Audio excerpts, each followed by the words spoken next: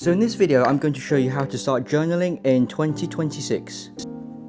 So journaling has been a pretty big part of my life from my teenage years all the way through to today, and I've done it pretty consistently. I've experimented with a lot of techniques. Some I've completely abandoned and some I keep returning to. So if you've been thinking of journaling for a while, in this video I'm going to show you 4 techniques that I found really effective to help you start journaling right away. So to start off with, we have something called the 5-second moment.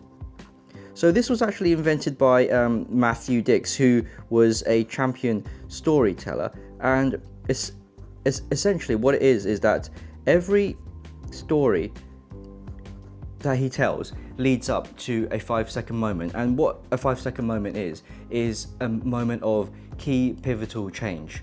And this method of journaling is very straightforward. Essentially what it is basically you give one sentence at the end of the day of something significant that happened that day. And the interesting thing is what Matthew Dicks says about the 5-second moment and the best stories he's told and the one he's won competitions with is that the best stories aren't the most outlandish ones, but even sometimes very mundane things, but told in a way that's very relatable. So stories that have a common theme, and that they are relatable. So I really like this technique because unlike some of the more involved ones where it's really high friction, writing one sentence at the end of your day, it takes almost no effort at all, but it's so much value for what you put in. So definitely it's a great one. It's low friction, so if you're low on time, this could be a really good one to get started with. And the really cool thing is that it actually kind of works in reverse. What I mean is that usually the time when you have a lot of time to sit down and do a lot of journaling, there's not that much going on in your life. Whereas if you're really busy and there's so much things going on and you don't have time to journal, conversely, those are the times that you're most likely to miss certain moments that would have been lost forever. And because this is so low friction, you can just get those recorded. And then once you have those recorded, you can easily expand upon those later. So that's a really good benefit of this one, where you can easily expand any moments that you've recorded. Easily expand. And another really big one of this method is that it really focuses your attention to look for things, knowing that at the end of the day you have to do your 5-second moment. So basically, you know that thing when someone asks you to look for a certain color of car and you can't remember the last time you've actually seen one, but once your brain is actually trained to look for that type of car, it seems to appear everywhere. So it's basically this: you're looking for significant moments because you know you need to write your one sentence down at the end of the day. You're much more receptive to things that happen to you, certain moments, moments that you don't want to miss and that you want to note down. So yeah, that would be the other thing. So more receptive. That's what it makes me feel anyway. So that's the 5-second moment. Another one that I really like is something called the stream of consciousness. So with this one, essentially, basically, you just write down whatever is on your mind. It's a brain dump. And this is the one I spend most of the time doing. I quite like it because it's very unstructured. So different people take this to different extremes. So for example, I followed a program by Julia Cameron called The Artist's Way, where it was meant to help creatives unblock and find themselves again. And she takes this stream of consciousness idea to the extreme, where she says basically you have to keep your hand moving no matter what, even if you have absolutely nothing to write and the first thing that comes to your mind is, oh, this is silly, I don't know what to write. You would literally just write that down. I don't take it to that level of extreme, but I still do gain a lot of benefit from this method. Certain prompts I would use when I'm using this method is things like, for example, how do I feel? So it could be how do I feel in general, how do I feel about certain things that have happened that day, how do I feel about certain people. It could be anything, but just generally, how do I feel? So in my opinion, the key power of the stream of consciousness technique is it allows you to offload your mind. So what I mean is, in everyday life, you're juggling lots and lots of different thoughts, but the issue is that your thoughts are not prioritized in order of importance or even your long-term fulfillment. So for example, if you have 10 thoughts in your mind, the ones that are most urgent or have a deadline on them, which really don't matter that much in the long term, will scream loudest and take your attention. Whereas the things that are more fulfilling and more about your long-term fulfillment, your dreams, your hopes, things that are kind of less urgent but really important to your long-term happiness get pushed back and back and back until you don't really give them much attention at all. Whereas this stream of consciousness is designed to just offload your mind completely, get all of the screaming urgent things off your mind. And as you keep doing it, those things that you have been pushing back and suppressing hopefully will surface out. So that's another benefit. So basically, surfacing thoughts. So other things you could write about are significant things that happened that day. And one I really like to do, and leading on from the 5-second moment, is expanding. So it could be expanding on your 5-second moment, or like even random shower thoughts you've had and you've written down. This is really good. So it just helps you, it's just a way for you to kind of process things. So a benefit of this is it helps you to be more mindful, because you're unloading your mind and you're clearing out your thoughts and you're thinking more about the present moment. And a benefit for me personally anyway, it's an opportunity for me to, I just find it quite fun, and it gives me a chance to use my fountain pens a lot more, just to write anything with no structure at all. So that's one of the benefits that I really like this.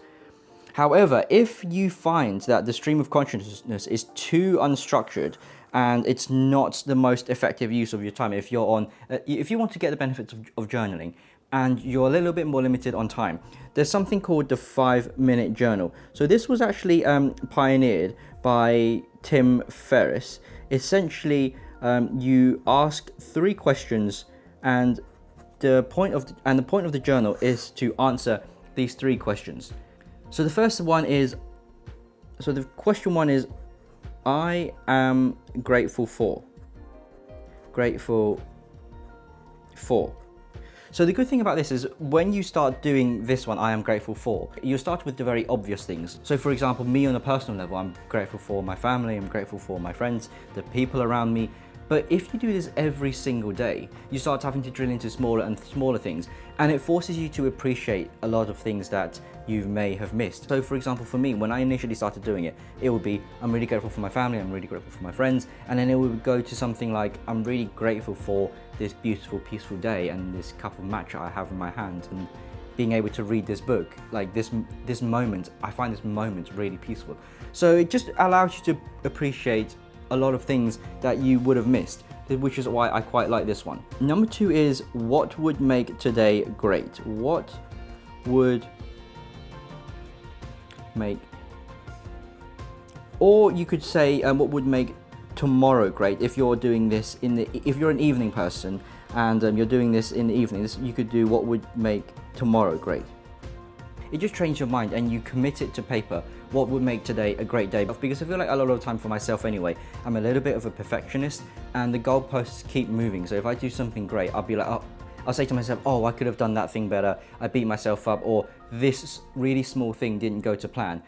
But if I set the thing at the beginning of the day, if I say, if I do this or I complete this, that would be a good day, then you draw the line and I can't keep moving the goalpost, which I really love. And another thing I like about this one is good for tasks that I've been putting off for a really long time. Sometimes these tasks can literally only take a minute or 2, but I just don't want to get started with it. But something about committing it and writing it on paper saying, if I do this or if I get this done, it would be a good day, then I'm way more likely to do it. So I don't know what the psychology behind it is, but for me, it definitely works. So number 3 are daily affirmations.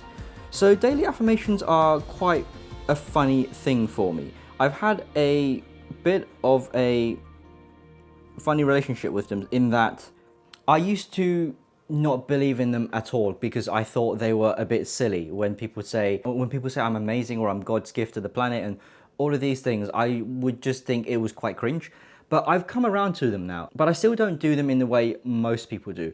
I try to be very honest with them. I don't say things where I don't inherently believe those are part of my characteristics, but it's more about recognizing and reinforcing the good traits that I know I have instead of always beating myself up. So for example, I'll just state traits about myself that I quite like. So it could be that I am consistent. Or I'm consistent and I work hard on things I'm passionate about. So I work hard on things I'm passionate about. So this would be how I use it. I quite like this because a big theme for me personally when I journal, I think it's a way to really find out what my own nature is and how that relates to the whole universe. And so when I do these affirmations, when I find characteristics about myself that I've noticed that I like, it just helps me find more alignment in the things I do and the external world around me. So the final one that I really like is doing book notes or learning logs. I like reading a lot, and I have a lot of different ways where I do take my book notes. Most of my notes are actually done digitally in my Obsidian system. However, if it's a particularly complex idea, or it's a set of different ideas from lots of different areas, and I'm still processing it and trying to understand how it works, I use my journal to elaborate on those notes. So what elaborate means, elaborate. So basically what elaborate means is just writing it in your own words and what your thoughts about it on the topic are. And even though I love writing notes digitally in my Obsidian network, there's nothing really like writing it by hand. I don't know what the specific studies are, but studies have shown the act of writing, that motor neuro connection, really helps with retention and learning. So this is what I like to do for my favorite ideas or really complex ideas or things I want to process more. I'll elaborate on it. Another thing is that straight after I've read a book, sometimes it's straight after I've read a book, I'll do just a brain dump of everything I've read. So what this forces me to do is retrieval. This is the main thing. So this is the main thing, because with retrieval, it forces you to remember what you've just read. So a lot of the time when you read things, you'll convince yourself that you've understood the material. It's only until you have to actually retrieve it and write it down, then you realize there are huge gaps in your knowledge. So I like to do this, sets a baseline of what I remember. And the act of trying to retrieve it, even though if you've forgotten a load of things, the next time when you re-expose yourself to that material, you remember much more of it. So yeah, this is one I like to do the most. So these are basically probably the 4 techniques that I use the most. In terms of time-wise, I spent most of my time doing stream of consciousness, book notes. In terms of value for time, it's really hard to beat your 5-second moment, because if you do this every single day, and it doesn't really matter how you do it, with Matthew Dicks, he just has it a spreadsheet with 1 sentence of his 5-second moment every single day. I have it in my Notion and Obsidian, but when you just scroll past them and you see all of these moments, it's really, really valuable and insightful thing, because especially if they're really small moments too, because if you don't do this exercise, you would have completely just missed them completely. So just really small interactions with my family, my friends. It could have been a thing they've said that was quite significant. So that's why I really like it. And with the 5-minute journal, I don't do this all the time. If I feel like I'm getting quite off kilter with things in general, if that makes sense, and I just want to really have a set of structure to get things back on track. But yeah, these are all of the techniques that I use. If you were to get started, I definitely recommend you start with the 5-second moment, because it's just so easy. And Matthew Dicks actually calls it his homework for life. He recommends for you just to do it forever, and I absolutely do recommend it. So give these a try, and if you have any questions, leave me a comment. And if you like this content, drop me a follow. Thanks a lot.